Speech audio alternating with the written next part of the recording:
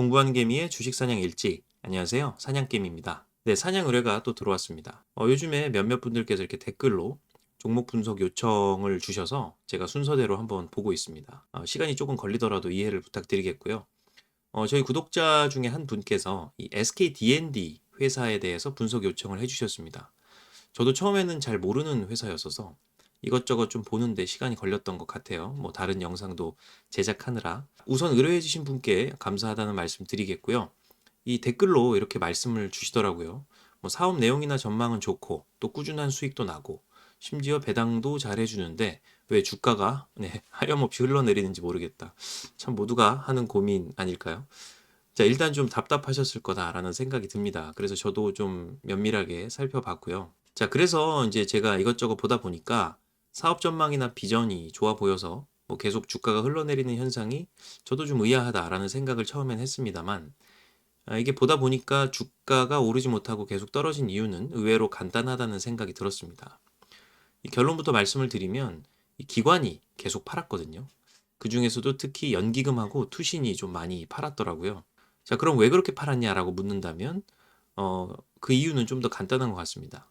이게 기다리다 지칠만 했는데, 이 주가가 올라갈 때 많이 던지고 빠져나왔다라고 설명을 드릴 수 있을 것 같아요. 이 기관 투자자들도 포트폴리오 교체를 합니다.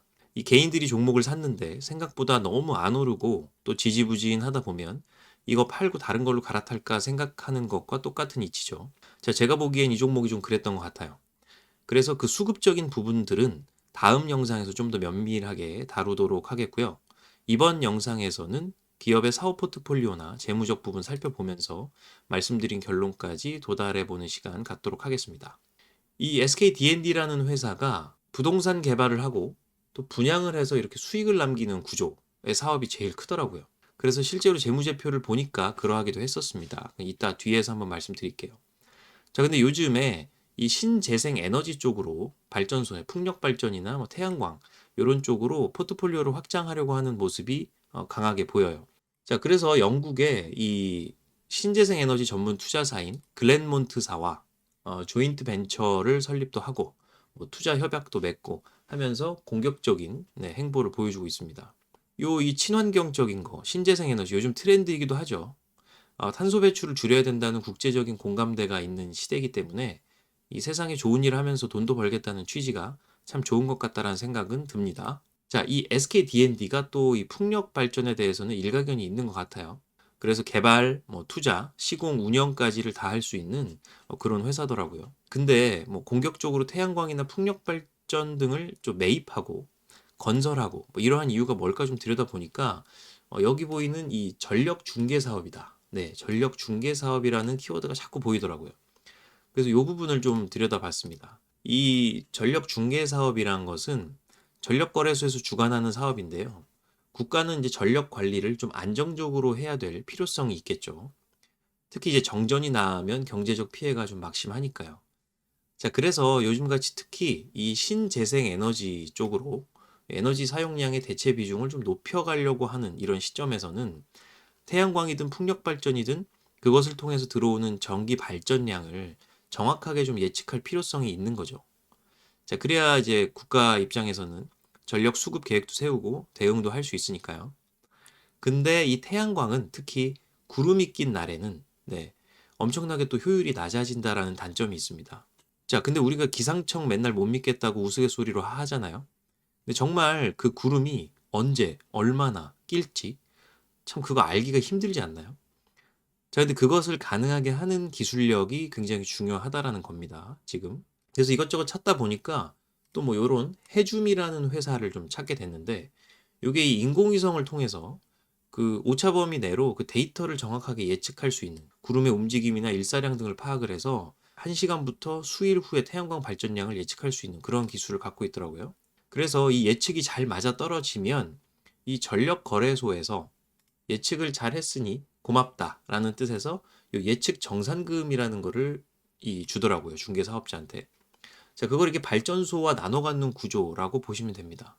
근데 SKD&D가 이 전체적인 사업을 하고 싶어 하는 것 같아요.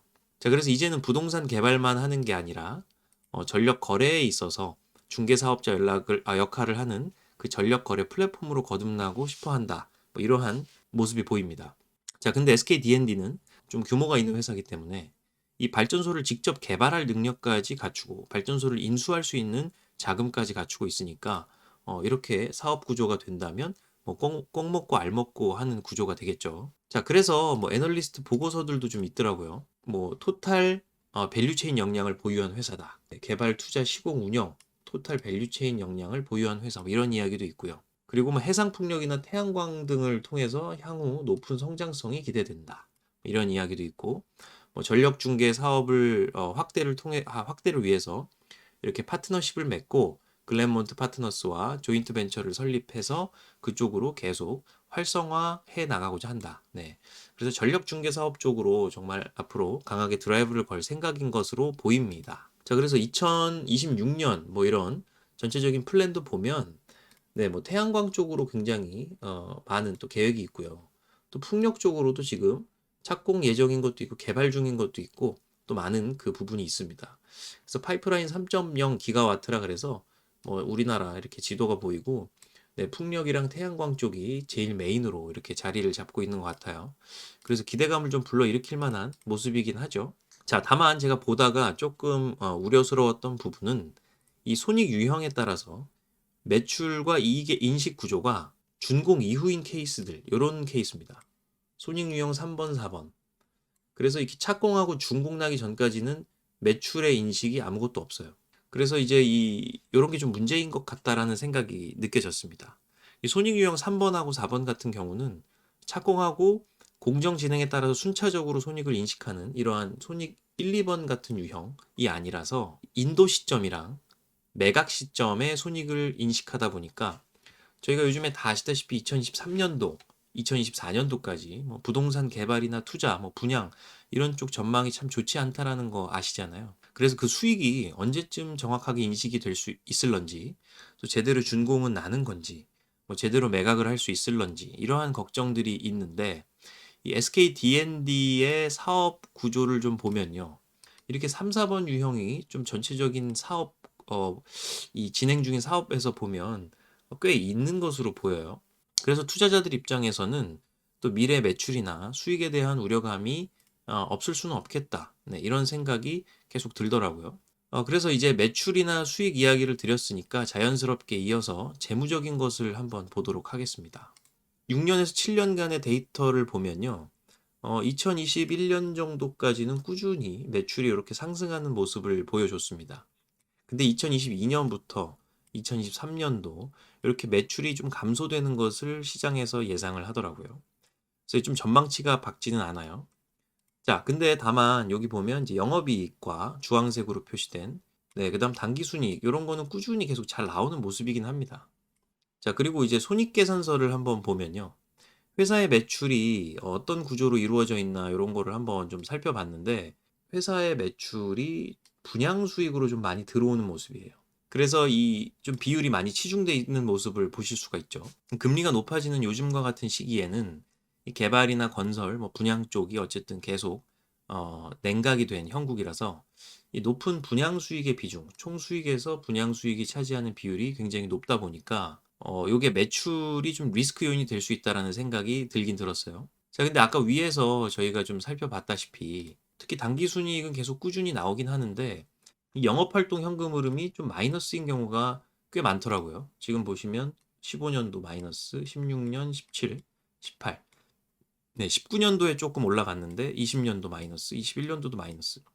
그래서 이 영업활동 현금 흐름이 왜 계속 마이너스인가? 단기 순이익은 꾸준히 나오는데. 그래서 제가 현금 흐름표를 조금 더 면밀하게 살펴보니까 단기 순이익은 지금 2015년부터 계속 꾸준히 플러스로 나오고 있습니다. 근데 여기서 보면 이 영업활동 관련 자산부채 변동이 좀 커요. 얘가 지금 다 잡아먹고 있는 거죠.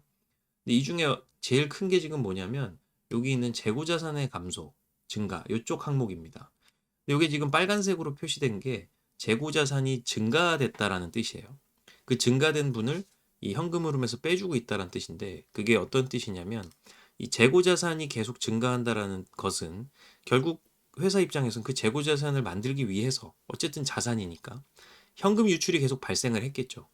그랬기 때문에 이 영업활동 현금 흐름상 자산부채 변동이라는 항목에서 요거를 마이너스로 빼주고 있는 겁니다. 자, 그래서 지금 계속 영업활동 현금 흐름이 마이너스로 나오고 있는 거예요.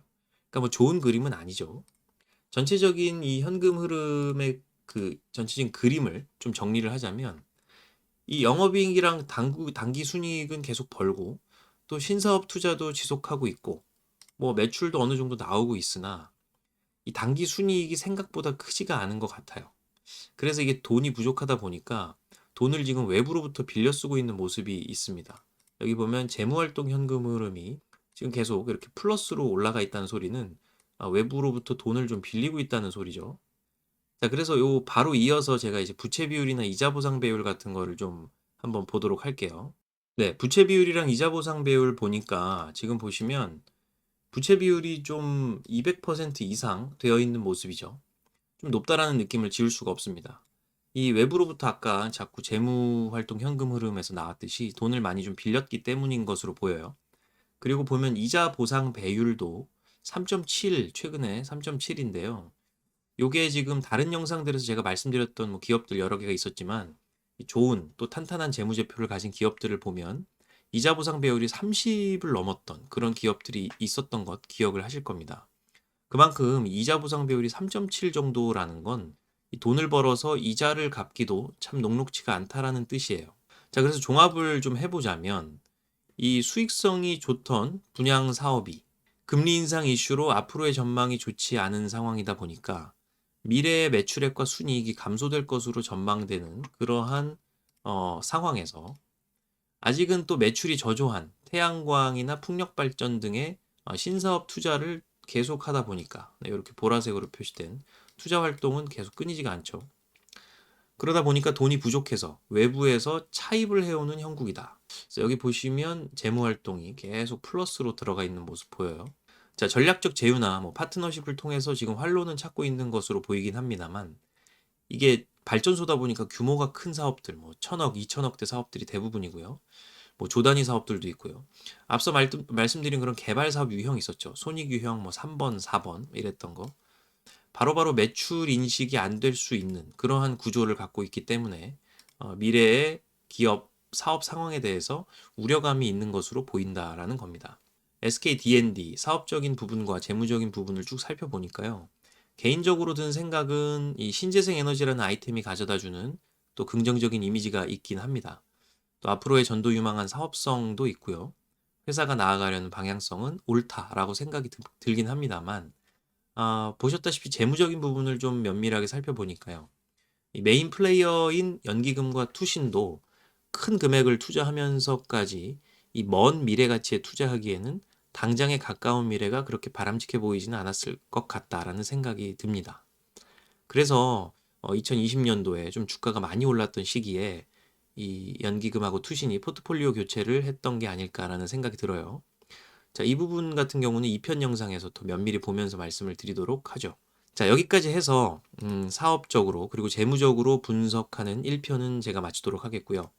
2편에서 수급적 기술적으로 또 다른 각도로 분석을 해보는 시간 갖도록 하겠습니다. 자, 도움이 되셨다면 구독과 좋아요, 알림 설정 부탁드리겠고 지금까지 사냥개미였습니다. 감사합니다.